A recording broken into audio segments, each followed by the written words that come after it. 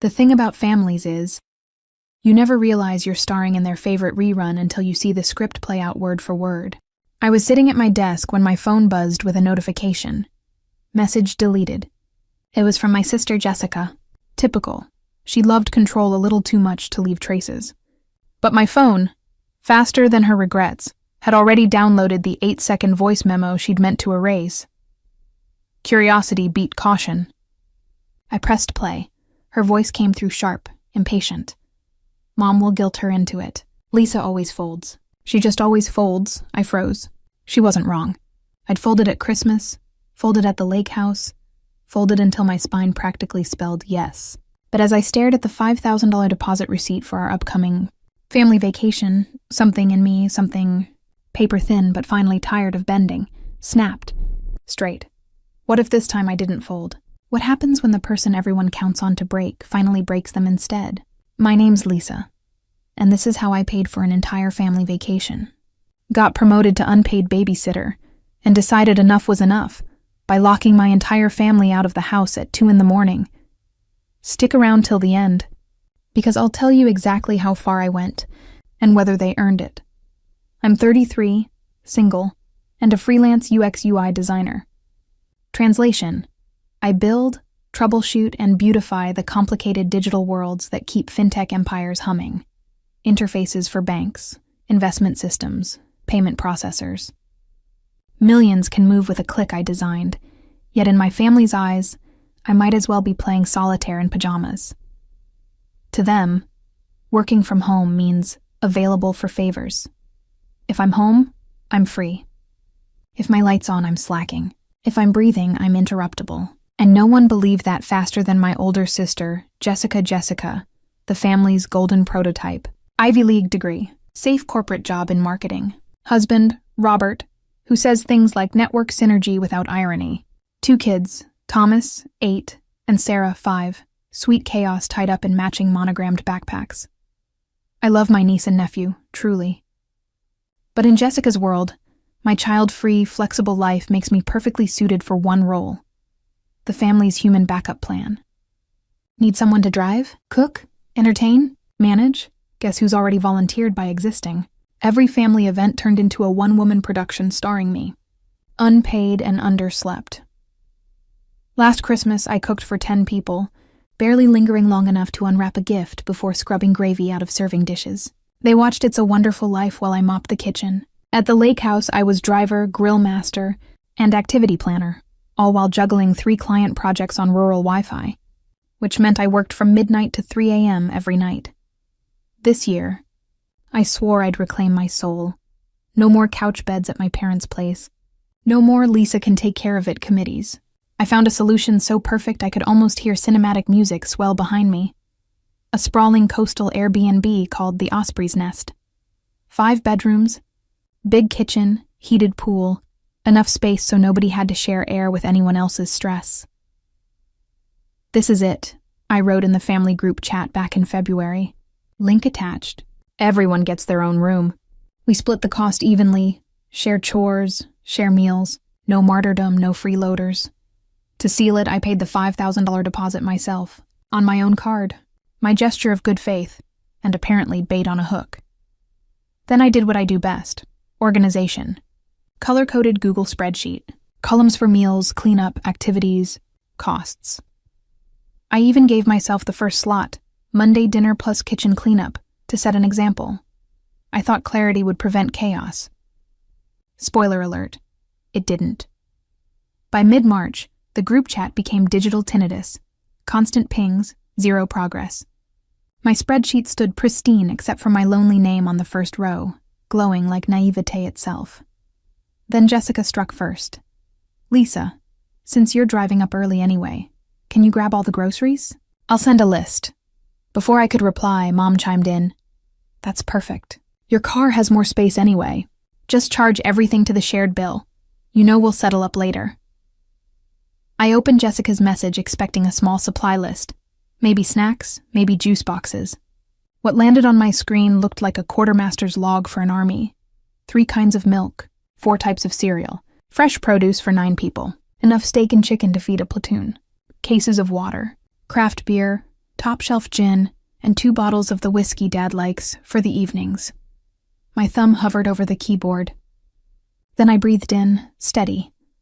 I can grab the dry goods and drinks, I typed. But I can't do all the refrigerated stuff. My car is in a rolling fridge for 3 hours.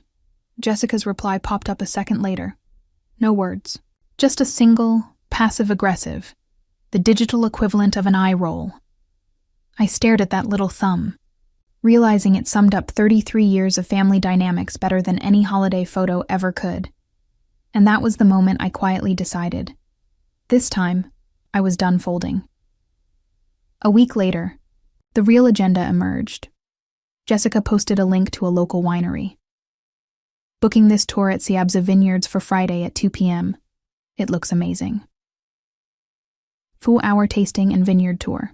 Who's in? My dad, my mom, Jessica, and Roberta all replied instantly. Yes, sounds great. Count us in. I looked at the list, confused. Jessica, you missed my name for the wine tour. I'd love to go. That place looks beautiful. The 3 dots appeared as she typed. I waited, my stomach tightening with a familiar dread. Her message finally popped up. Oh, honey, I didn't think you'd be able to. Someone has to stay at the villa with Thomas and Sarah. They're too young for a winery. My fingers hovered over the keyboard. So why is Friday the only option? It's the only day Robert's parents can't watch them. And we really want to go. It just makes sense, Lisa. You'll be working anyway, right? There it was. The assumption, because I work from home, my vacation isn't really a vacation. It's just working from a different location. I am on vacation, Jessica, I typed back, my hands starting to shake. I'm not planning to work the whole time. That's the entire point of this spreadsheet, to-share tasks. So we all actually get a vacation. Well, you always have that laptop open, she replied. Besides, the kids love you, it's not a big deal. You can relax by the pool while they play. I spent that evening pacing my apartment, the sound of city traffic humming outside my windows. I felt trapped. I had fronted thousands of dollars for a trip where I was now expected to be the unpaid nanny. If I backed out, I'd lose the deposit and ruin the trip for everyone, including my parents, who was still foolishly wanted to please. If I went, I'd be forced into the same role I'd been fighting my entire life. I texted my friend Patricia, who lived in my building. She was my reality check. I sent her the screenshots. Her reply was immediate. Lisa, they are not asking you to babysit. They are assigning you. They've already decided. You are infrastructure to them. You're free Wi-Fi. You're the hot water. You're just a feature of the house they're renting. She was right. I felt a cold sense of calm settle over me. I wasn't angry anymore. I was just done. That's when Jessica's voice memo came through, the one she immediately deleted, but my phone had already downloaded. I pressed play. Mom will guilt her into it. Lisa always folds. She just always folds. Her voice was so casual, so certain, so dismissive. I played it 3 more times. Lisa always folds. I went to the Airbnb website and looked at the booking for Osprey's Nest. I scrolled through the amenities and there it was. Host. Can arrange certified local childcare services with 48 hours notice. Fees apply. A solution. A perfect logical project manager approved solution. I messaged Jessica privately. Jessica, I found the perfect solution. The Airbnb host offers a babysitting service through a local agency.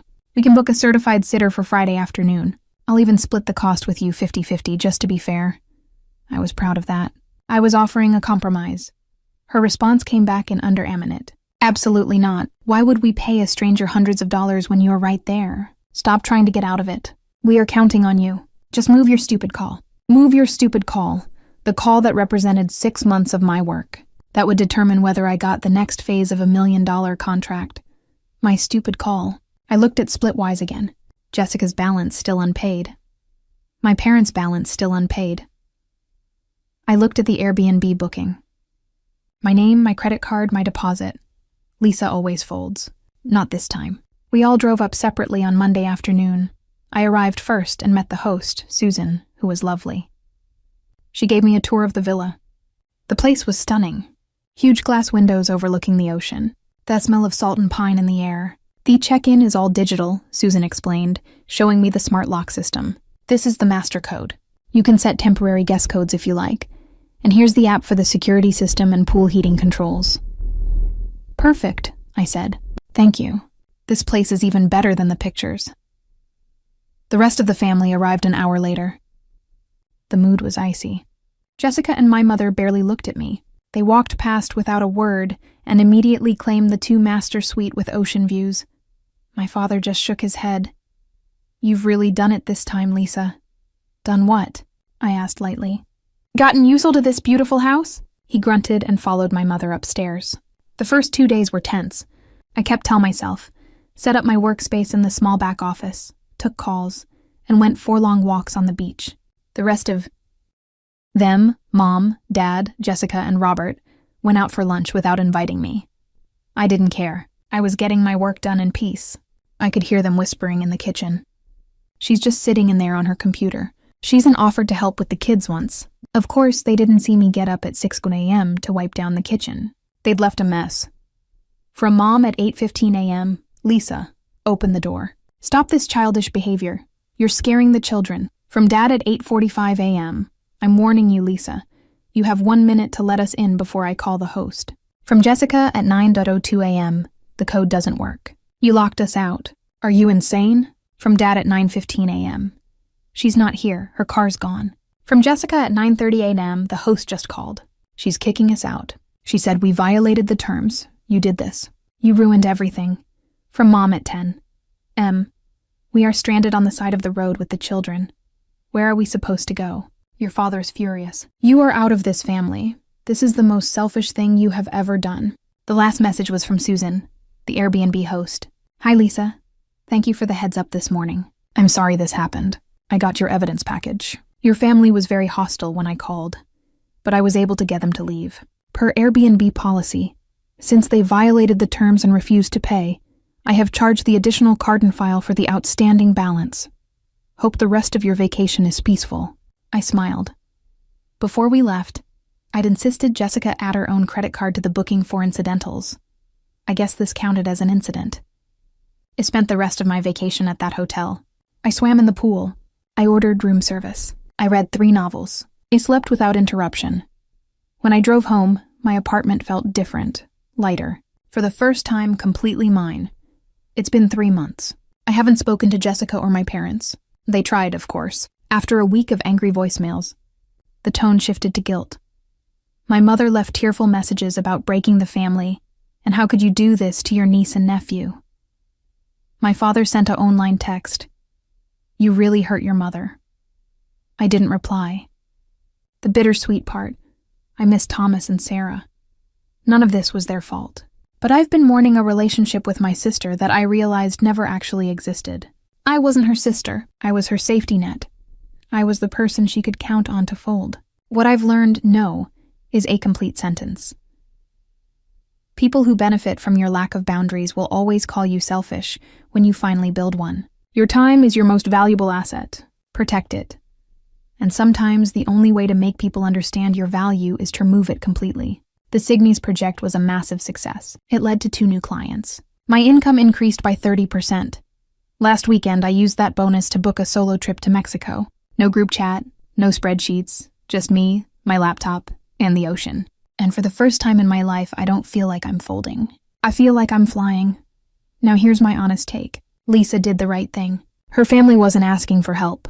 They were exploiting her. They refused to pay for the vacation she funded, expected her to sacrifice her career, and admitted they were counting on her to always fold. Locking them out wasn't petty. It was the only language they understood.